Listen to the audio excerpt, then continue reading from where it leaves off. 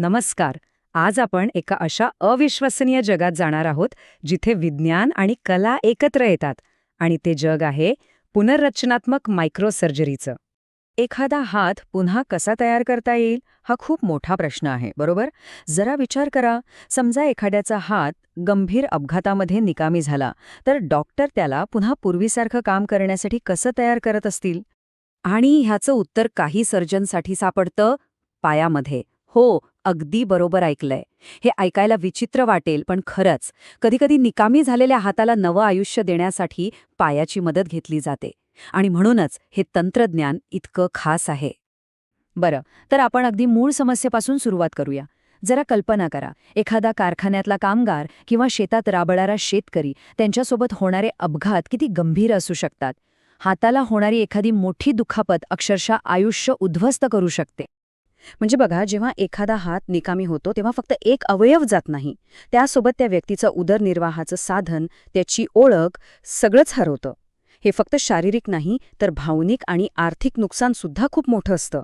आणि याच गंभीर समस्येवर डॉक्टर्स काहीतरी उपाय शोधायचा प्रयत्न करत आहेत. आणि या मोठ्या आव्हानाला सामोरं जाण्यासाठी सर्जन्सनी जे उपाय शोधलेत ना, ते एखाद्या सायन्स फिक्शन फिल्मसारखे वाटतात. त्यांनी खरं तर मानवी शरीर पुन्हा घडवण्याच्या क्षमतेला एका वेगळ्याच उंचीवर नेऊन ठेवले आहे. तर आज आपण अशाच दोन मुख्य तंत्रांबद्दल बोलणार आहोत. एकीकडे आहे टो टू हँड ट्रान्सफर, जिथे पायाचं बोट हाताचा नवा अंगठा किंवा बोट बनतं. आणि दुसरीकडे आहे ALT फ्लॅप, जिथे मांडीवरच्या त्वचेचा फॅटचा एक तुकडा हाताच्या गंभीर जखमा भरून काढतो. दोन्ही पद्धती खरंच अविश्वसनीय आहेत. ओके, तर मग आपण पहिल्या तंत्राबद्दल जरा सविस्तर बोलूया. डॉक्टर राजेंद्र नेहतेंसारख्या निष्णात सर्जन्सनी ही जी पायाच्या बोटांना हातात बसवण्याची प्रक्रिया आहे, ती प्रत्यक्षात कशी आणली, तेच आता आपण पाहणार आहोत. ही प्रक्रिया वाटते तितकी सोपी नाहीये, खूपच गुंतागुंतीची आहे. पण या 4 मुख्य पायऱ्यांमध्ये आपण ती समजू शकतो. म्हणजे आधी पायाचं बोट त्याच्या रक्तवाहिन्या आणि नसांसकट वेगळं केलं जातं. मग हातावर जागा तयार होते. तिथे ते हाडाला जोडलं जातं. आणि सगळ्यात महत्त्वाचं, मायक्रोस्कोपखाली त्या केसापेक्षाही बारीक नसा आणि रक्तवाहिन्या पुन्हा जोडल्या जातात. इथे चुकीला अजिबात वाव नसतो. आणि ह्या मागची जी रणनीती आहे ना, ती खूपच इंटरेस्टिंग आहे. उदाहरणार्थ, अंगठ्यासाठी पायाचं दुसरं बोट वापरलं जातं. भारतातले लोक चपला घालतात, त्यामुळे पायावरचा व्रण कमीत कमी दिसावा म्हणून एका विशिष्ट रक्तवाहिनीचा, म्हणजे वोलर पेडिकलचा वापर केला जातो. बघा, किती बारकाईनं विचार केला जातो. आणि डॉक्टर नेहते म्हणतात त्याप्रमाणे या सगळ्याचा अंतिम उद्देश काय आहे?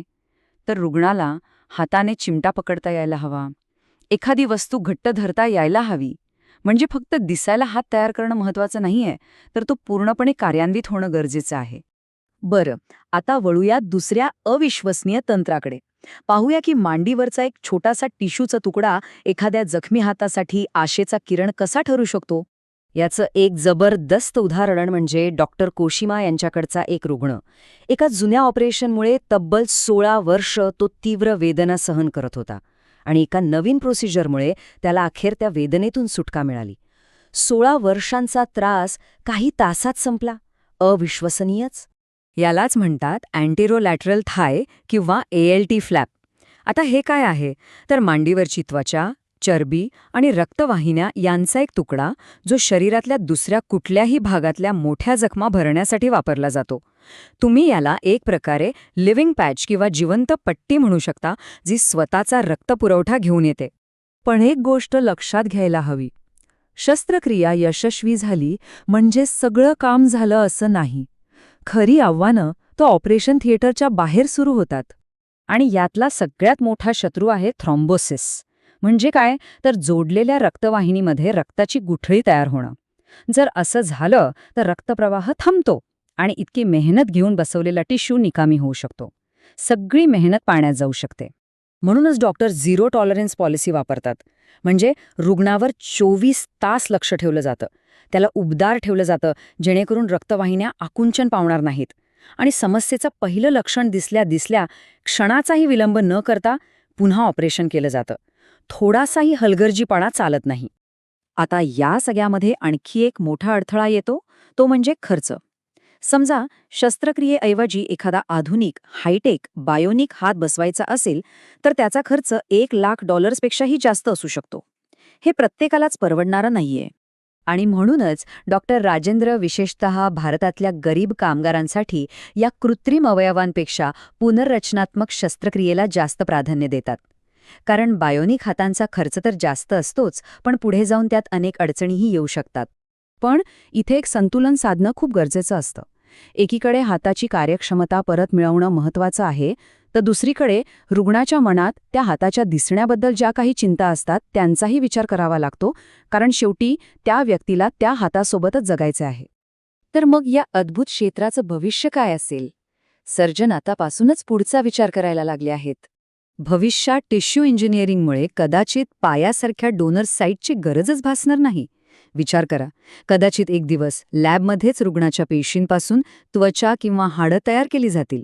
असं झालं तर रुग्णाला होणारा त्रास आणि शरीरावरचे व्रण दोन्ही कमी होतील. शेवटी ही गोष्ट फक्त रक्तवाहिन्या जोडण्यापुरती नाहीये. हे फक्त एक हात नाही तर एका व्यक्तीचं संपूर्ण आयुष्य पुन्हा जोडण्यासारखं आहे. हे केवळ वैद्यकीय चमत्कार नाहीत, तर हरवलेल्या आशेला पुन्हा जिवंत करण्यासारखं आहे. आणि जाता जाता एक प्रश्न, जसजशी ही शस्त्रक्रिया अधिक सर्जनशील होत जाईल तसतसं आपण भविष्यात शरीराचा आणखी कोणता भाग पुन्हा तयार करायला शिकू? ह्याचं उत्तर खरंच खूप रोमांचक असणार आहे.